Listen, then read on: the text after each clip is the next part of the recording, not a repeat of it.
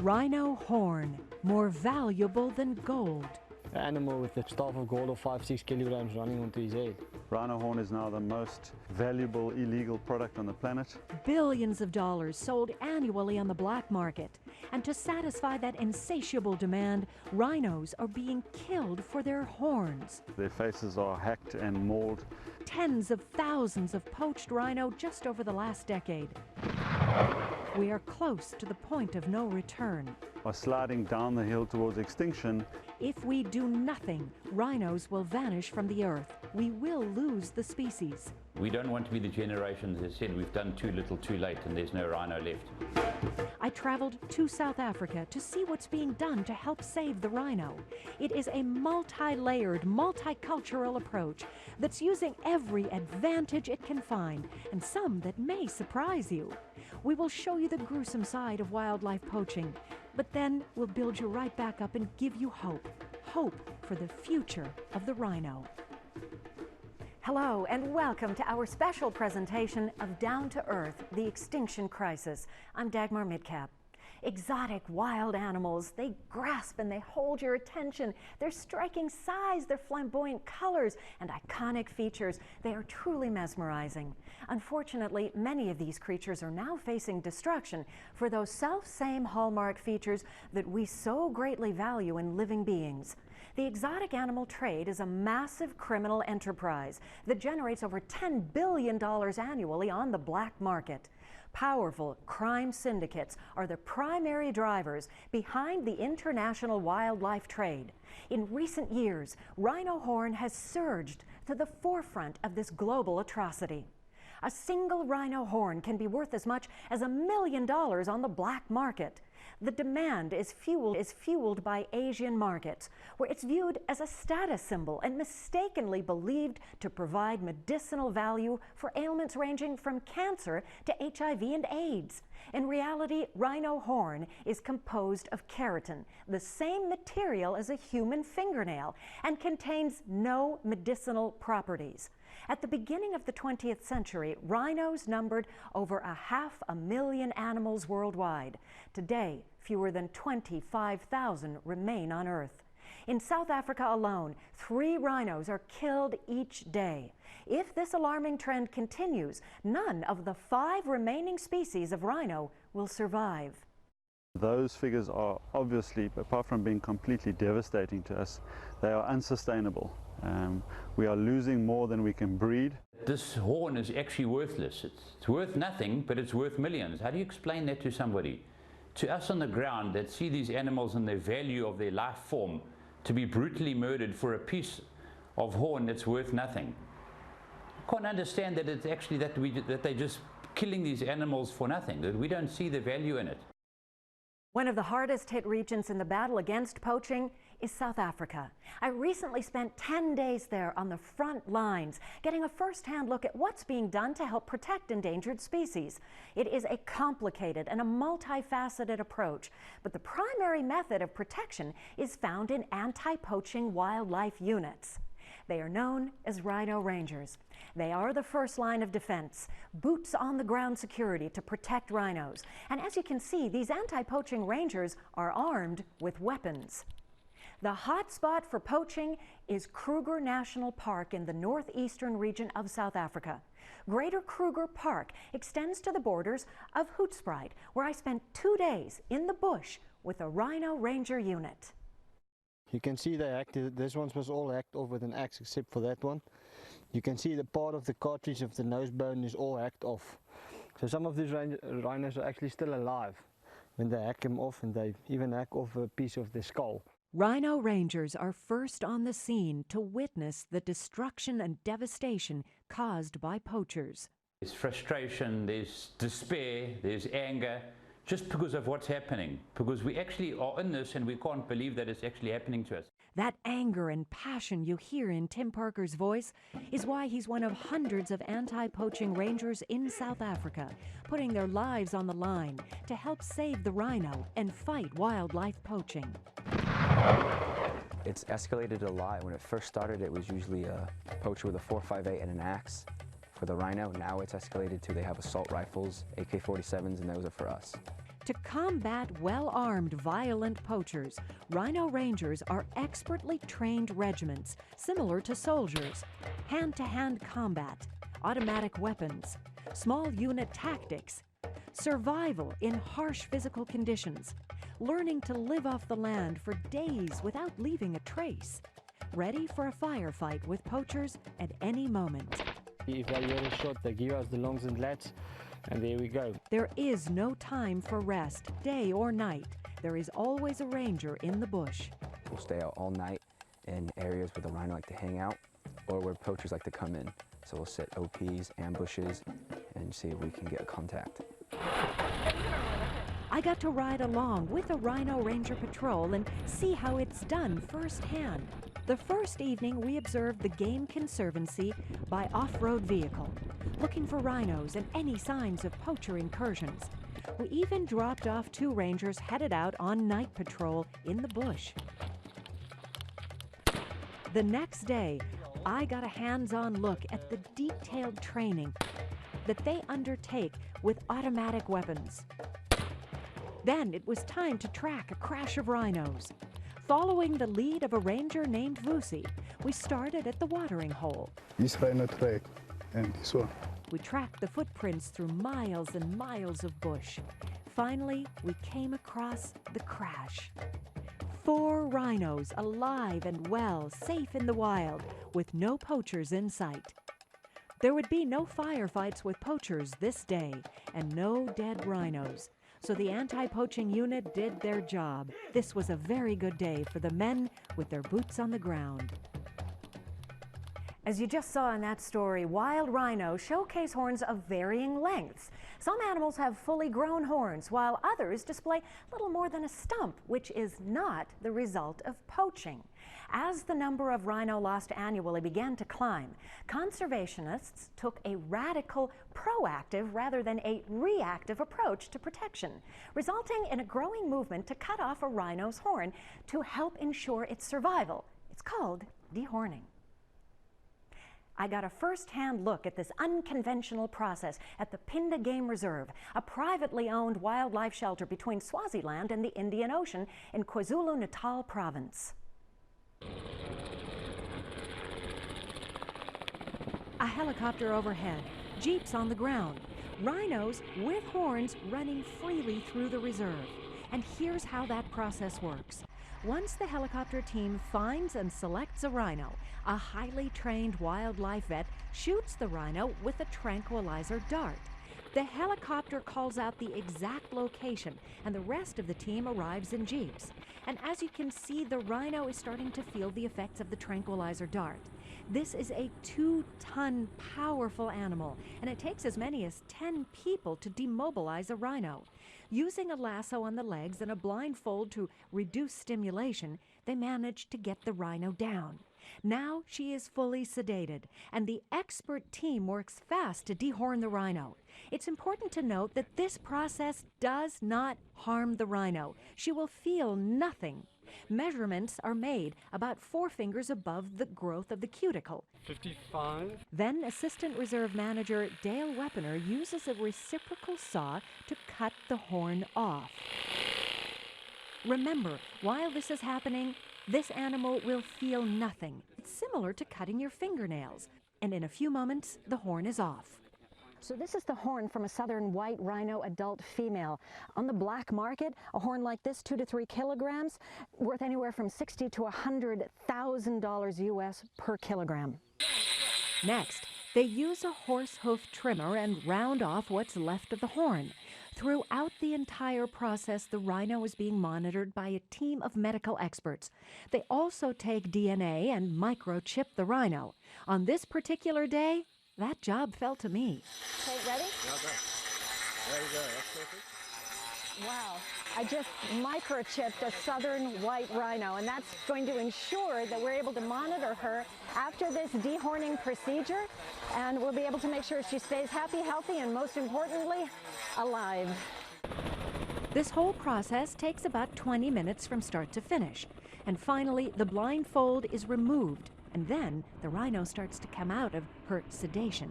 After a few stumbles, the dehorned rhino regains her footing and trots off, pretty much like nothing ever happened. If you're wondering, this type of unconventional intervention does carry a slight risk for the rhino, since a horn offers a level of protection. But scientists tell us that the effect of losing that horn is minimal for the animal in terms of defense potential and social interaction. The conclusion? Losing a bit of personal protection is a small price to pay for protecting an entire species, now in danger of extinction. It's as simple as that. Much rather see an animal without horns, but still living a perfectly happy life, grazing, breeding, interacting with other rhino as well and other animals, just as it normally would, than having to approach a 12-hour-old, a 24-hour-old carcass of an animal that's had its face hacked off, and possibly even while it was partly alive from a poaching incident. So definitely much better to see them without horns than dead. If left alone, the horn will fully regrow in 12 to 18 months. And since the onset of those dehorning procedures, the Pinda Game Reserve has seen a dramatic reduction in poacher incursions and a drastic reduction in the number of rhinos killed on its land. One of the many heartbreaking aspects of this extinction crisis involves the poaching of new mothers. What happens to their calves? The results vary greatly. Most do not survive, as they are entirely dependent on their mothers for food and protection. But into this void step human caretakers. This unique foster system is a true lifesaver for orphaned wildlife. The devastating thing is that we actually have to be where we are today to step in and take Mom's place. Megan Latagan is the manager of Zululand Rhino Orphanage. This is where baby rhinos come when their mom has been killed by poachers. They're extremely attached to their moms, so a lot of the time you'll actually find this little baby that he'll just be lying next to his mom's body, not even going out and looking and trying to move around, just totally attached to Mom. So that's how they land up finding the babies, because they just lie down next to Mom's dead body. That traumatic experience is followed by the challenging process of bringing these baby rhinos into the orphanage. There is no trust in the beginning. I mean, it's us, it's this form, it's this shape that's left them in that condition in the first place. So now why do they have to trust us? And I think that's the most difficult part, is showing them that we're actually there to support them, love them, give them what they need to get them back to where they belong. Eventually, though, through lots of love, care, and food, the staff gains the trust of the orphaned rhinos. This is Toto. Toto's very friendly. Once they do accept us, it's just incredible, and it's extremely rewarding. This little guy that we've just seen, he's went from 55 kilograms to 100 kilograms in 2 months. So you can see what a little bit of love and care and good nutrition does. As much as these little rhinos are loved, this will not be their forever home. The rhinos remain at the orphanage until they're at an age and size when they can look after themselves in the wild. Then the orphaned rhino will be released into a reserve that is secure and protected. To know that you've put this animal back into its home, that is their home, that's where they belong. This is not where they belong. This is just a little temporary, space, and we give them lots of love and care, but when they go off and they can join a little crash of rhino, meet a girlfriend or a boyfriend, make more baby rhinos, that's, that is the ultimate goal. Using every tool in the toolbox. It's a common phrase spoken by those on the ground working to help save wildlife. Basically, they will try anything that might help, and I got a look at a new and innovative anti-poaching program that's gaining some traction. For the safety of the rhinos and the rangers involved, we cannot specify the exact location, but we can tell you that this reserve spends roughly $300,000 a year on security. The war against poaching is being fought on many levels. First, humans protecting animals, and now, a very interesting way, animals protecting animals. We have got a mounted unit here, which we've just started up fairly recently. This is an equine anti-poaching unit, mounted armed rangers using hoofs on the ground to patrol for poachers. Two of the bigger and more obvious advantages: mobility, easier to cross the terrain than in a Jeep, and visibility. You can see up high over some of the shorter bushes. You have a nice height advantage for tracking and also for kind of viewing over the horizon. You're very quiet compared to a vehicle, so you're much more in touch with your surroundings. And speaking of the surroundings, training the rangers to ride horses has been difficult, but training the horses has been even more difficult. After all, horses are not used to seeing huge, exotic animals without being easily spooked. It's very satisfying to see how relaxed the horses are now with the game compared to the first time they saw it. Imagine you kind of think you know the deal with life, and then you see a giraffe for the first time. It's a bit of a shock. So seeing how relaxed they are now is fantastic. Another animal that's getting into the protection business are dogs. Canine protection units use German shepherds and bloodhounds. After arriving on a rhino crime scene, bloodhounds track scents, hoping to find evidence that could lead to the capture and prosecution of a poacher. Attack dogs are used when rangers are actively engaged with poachers. Then you would use your attack dogs to track a hot scent, a scent that's very fresh, and you'll carry on tracking them until they have visual of the suspect.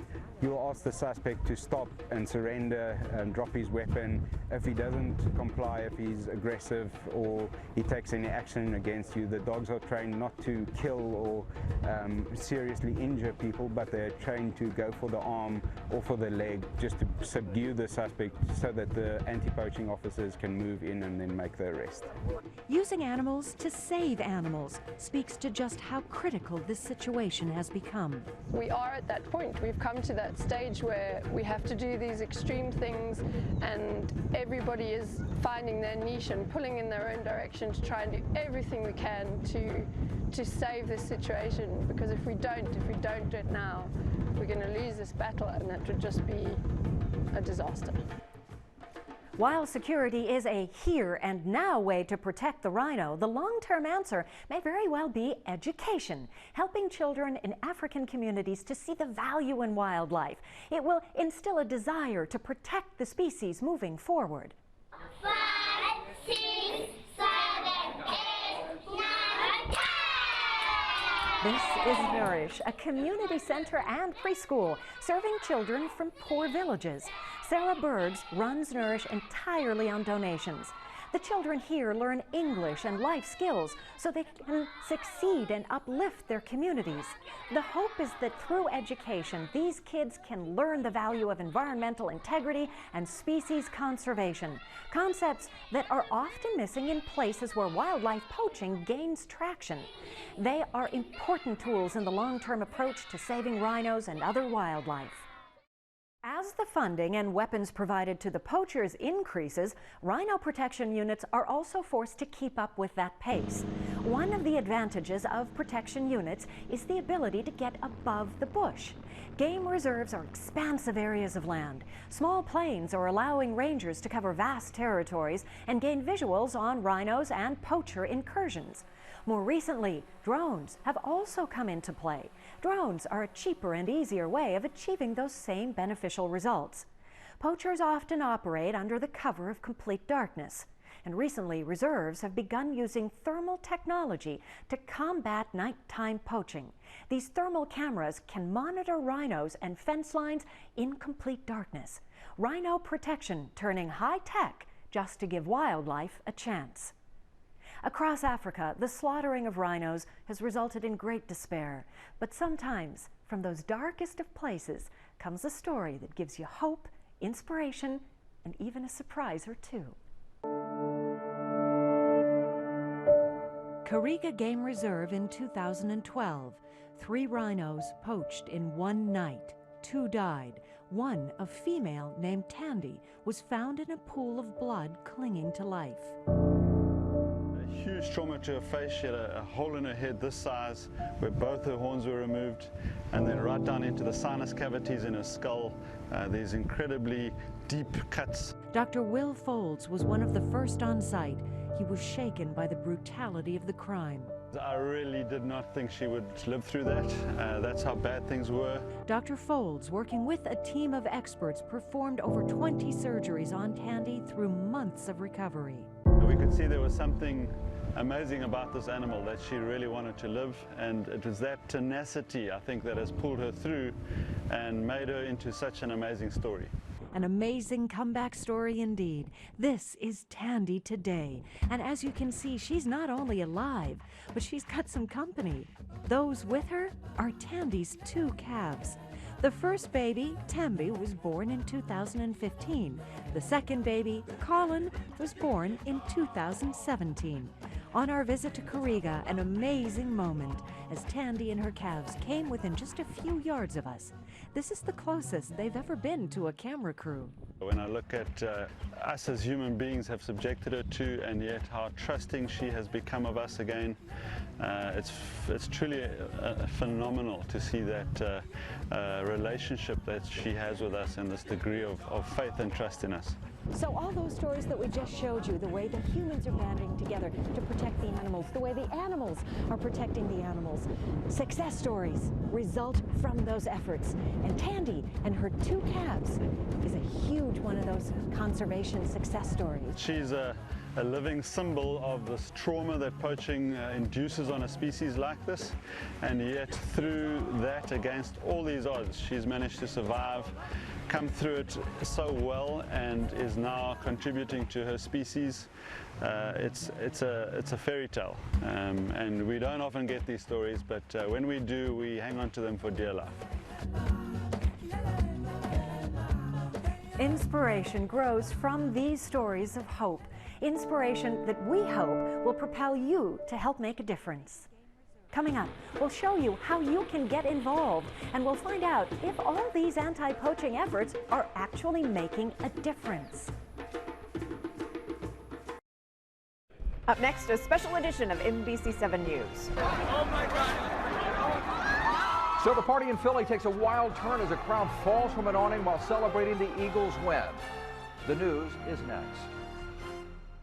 Throughout this show, you may have seen Mike Veal. He's a Rhino Ranger from San Diego who splits his time here and on the front lines in Africa. His foundation, Global Conservation Force, outfits rangers with the equipment and training they need. He planned our entire journey and kept us safe. So a big thank you to Mike. In the past half hour, we've seen numerous ways people are helping to protect wildlife. So are these tactics working? The short answer is yes. In the last 2 years, the rate of successful rhino poaching has decreased. And this positive step is a direct result of varying and increased efforts to save the species. But now is not the time to rest.